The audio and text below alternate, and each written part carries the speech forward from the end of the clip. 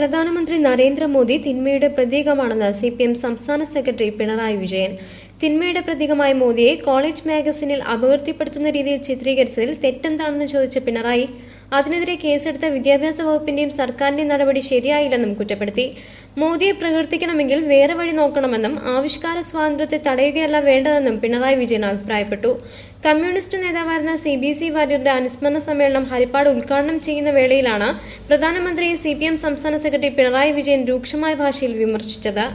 നമ്മുടെ കേരളത്തിലെ ഒരു കോളേജില് അവരുടെ മാഗസിനില് നരേന്ദ്രമോദിയെ തെറ്റായി ചിത്രീകരിച്ചു എന്ന് പറഞ്ഞ് വിദ്യാർത്ഥികളുടെ പേരിൽ കേസെടുത്തിരിക്കുകയാണ്.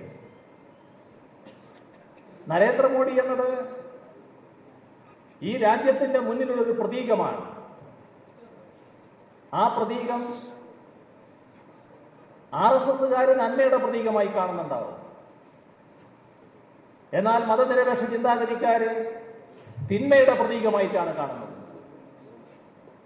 തിന്മയുടെ പ്രതീകമായി കാണുന്ന നരേന്ദ്രമോദിയെ ആ രീതിയിൽ ചിത്രീകരിച്ചാൽ അതിലെന്ത് തെറ്റാണുള്ളത്?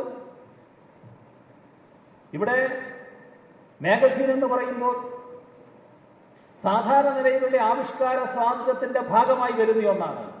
പാർലമെന്റ് തെരഞ്ഞെടുപ്പിലെ ജയപരാജയങ്ങൾ ചില കുറവുകൾ കാണുന്നുണ്ടെന്ന് പറഞ്ഞ പിണറായി വിജയൻ ജയിക്കേണ്ട സീറ്റുകളിൽ പലതും പരാജയപ്പെട്ടതായും അഭിപ്രായപ്പെട്ടു. എന്നാൽ അതൊരു പരാജയമായി കാണാനാകില്ലെന്നും തിരഞ്ഞെടുപ്പിൽ കൂടുതൽ ദോഷമുണ്ടായിരിക്കുന്നത് UDF-നാണെന്നും അദ്ദേഹം വാദിച്ചു. ചടങ്ങിന്റെ ഭാഗമായി CBC വാര്യർ ഫൗണ്ടേഷൻ രൂപീകരണവും നടന്നു. CPM ജില്ലാ സെക്രട്ടേറിയറ്റ് അംഗം TK ദേവകുമാർ അധ്യക്ഷത വഹിച്ചു.